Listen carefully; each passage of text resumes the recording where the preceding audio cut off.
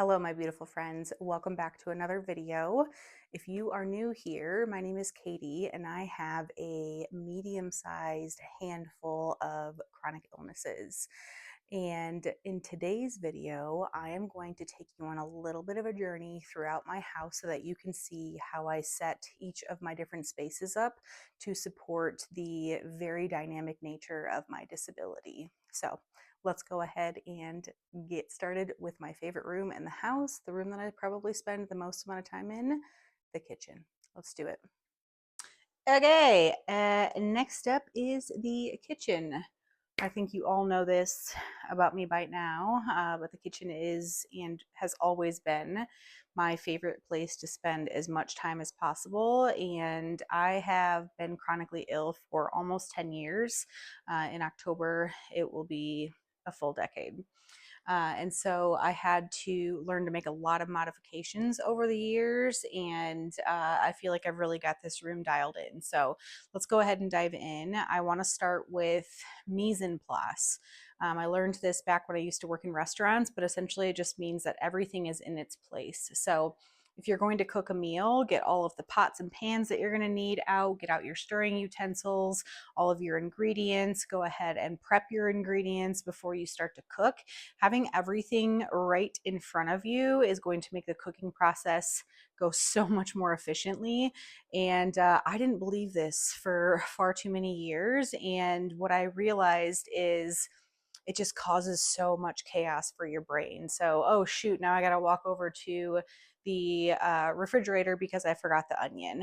Dang it, I need a spoon now. I have to walk across the kitchen again. So that not only is just adding extra noise to your brain and to your nervous system, but it's also just sucking the energy out of you. So that's number one. And then number two is if you need to sit down, there's pretty much always a stool in my kitchen. And I cook things sitting down very frequently. So mise en place and kitchen stool or the ability to sit down. So let's keep it moving. This is where the magic happens. I have this little corner is kind of my hub when I cook.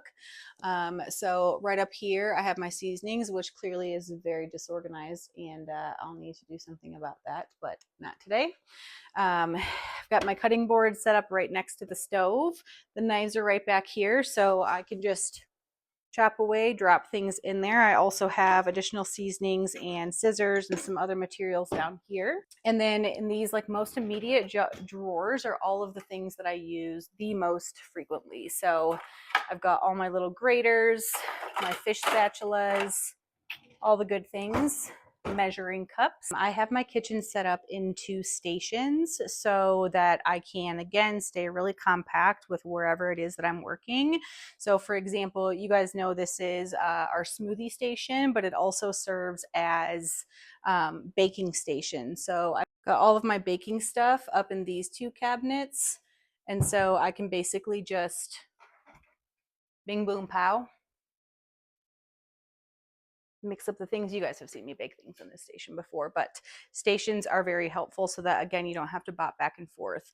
We are in the process of rearranging our kitchen too because we have food in this cabinet, but we've got our silverware and smoothie station essentials in this drawer. So I want to put our bowls and plates and all that good stuff here. So I can basically cook over there. And then this is sort of the serving station. So again, stations helps with flow, helps your cognitive abilities, helps you stay sane, and conserves your energy. That is always the goal, conserve as much energy as possible. So let's keep going. And then this station over here is all things bread, bannetons, my scale, my bread bag covers, all the things. So again, I can just be right in this area.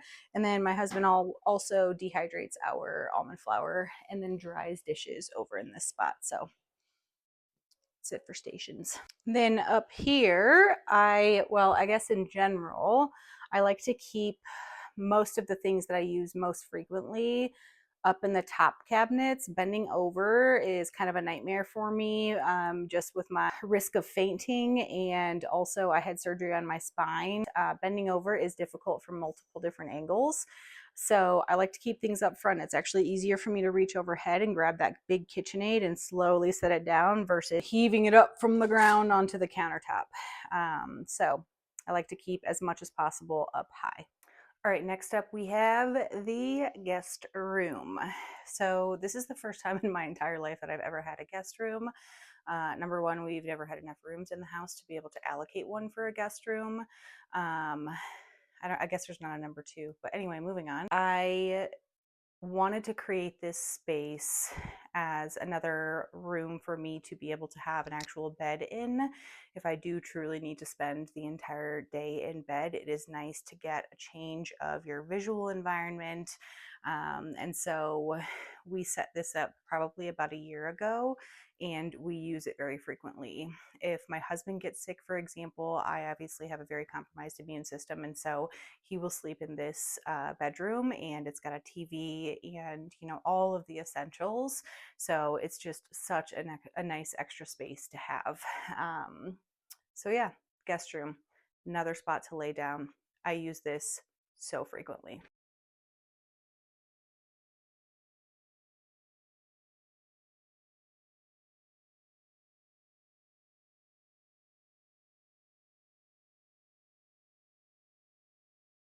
Okay, and then next up we have the bedroom.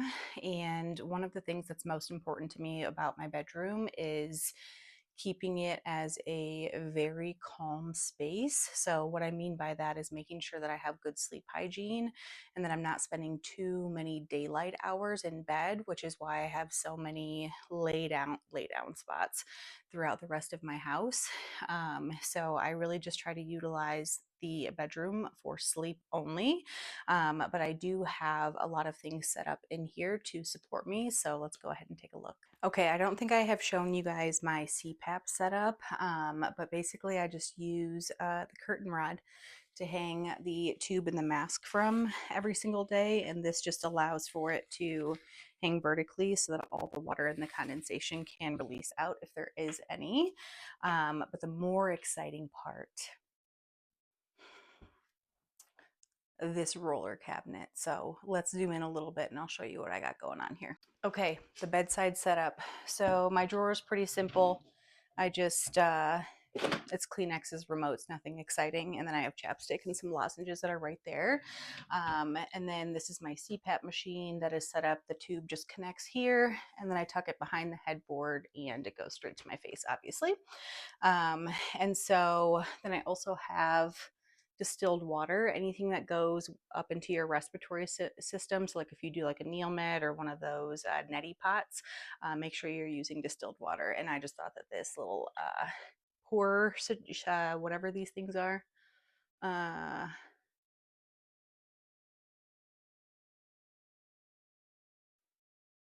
don't know if it's ever going to come to me. Picture, I got it. New angle. Unlocked. First things first, this top drawer just has some extra alcohol prep pads.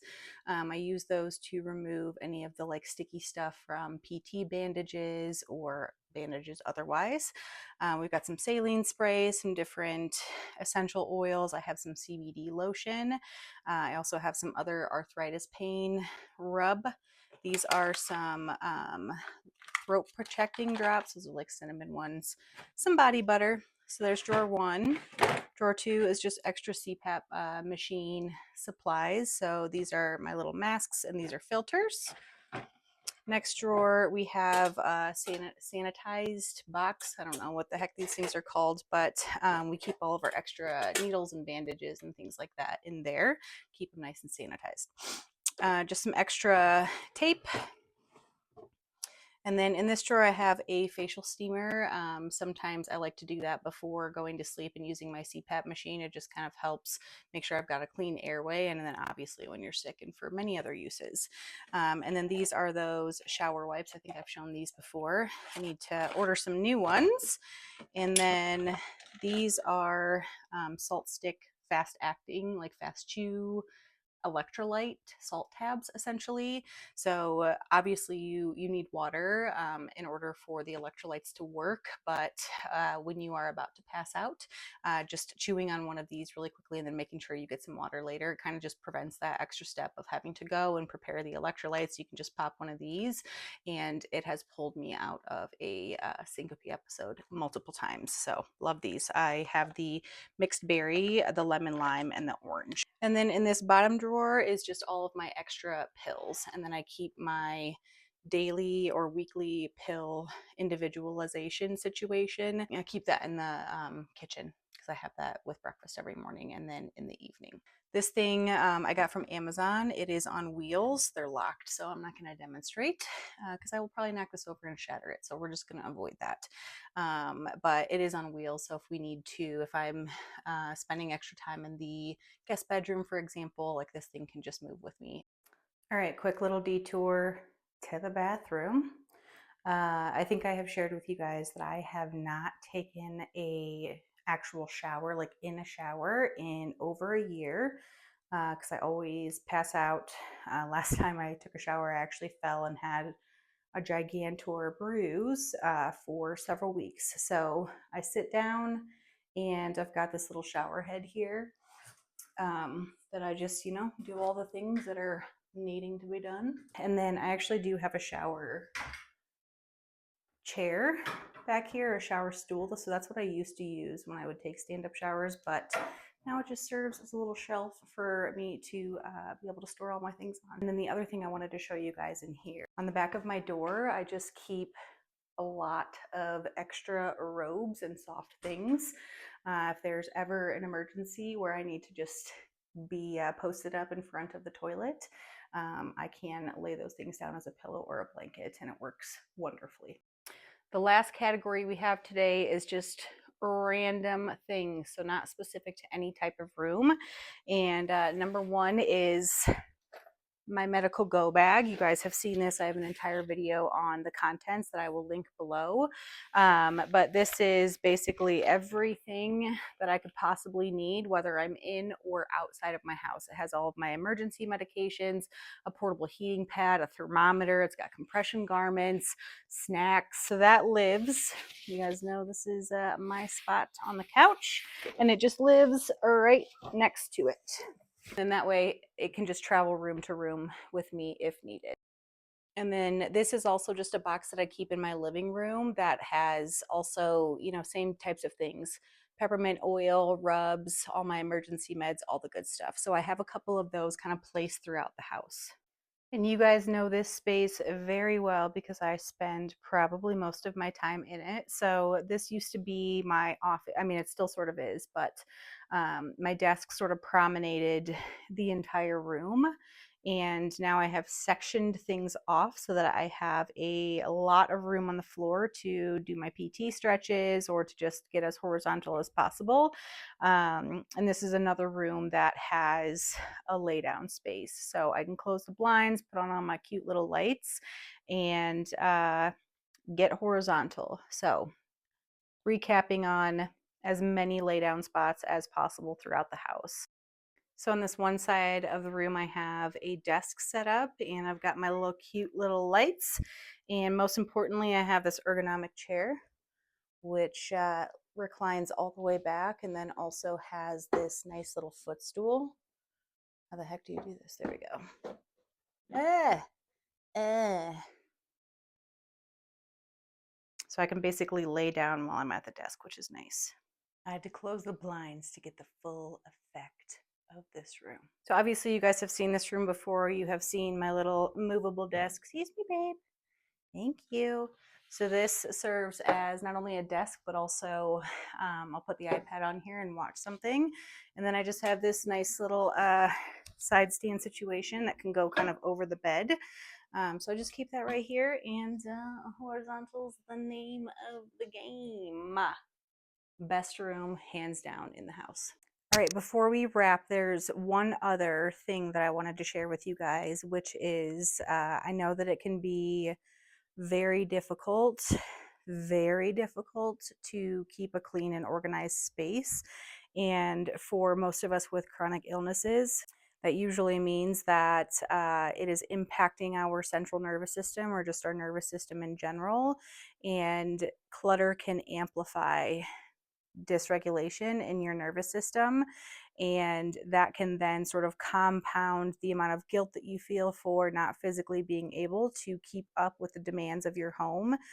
And so, what I try to do is I keep my my what's in front of me, my immediate environment. I try to do what I can to keep that organized. So if I'm going to be in the living room, for example, anything that my eyes can land on, I make sure is put away, neatly organized, and it is not totally fine, but it is all right for the world to be a disaster behind me in the kitchen and in the dining room. That is completely okay. We can't control everything, and we're not going to be able to do everything without pushing ourselves into a flare. And then you're really shit out of luck because it's going to take you a lot longer to get back to the healthy level that you need to be in order to maintain your space. So, minimalize, is that a word? Minimalize? Minimize the belongings that you have in your home. For me, I try to focus on plants as my like aesthetic because they are not only going to clean and purify the air, but they're also really beautiful and give you that feeling of being in nature. And I try not to buy things that don't have an actual function for them. So I hope that this video was helpful. I have many other versions of this video that I could make. So if you have any thoughts on what you'd like to see, drop those in the comments. And if there's anything that I didn't share, because there's a lot that I didn't share, obviously, but if there's anything that you do to keep your home organized or to set your environment up to support your dynamic disabilities, I would love to hear what those are. And I know everybody else would too. So thank you guys for being with me for another week. I hope that you have the most relaxing weekend, and I'll see you guys next week.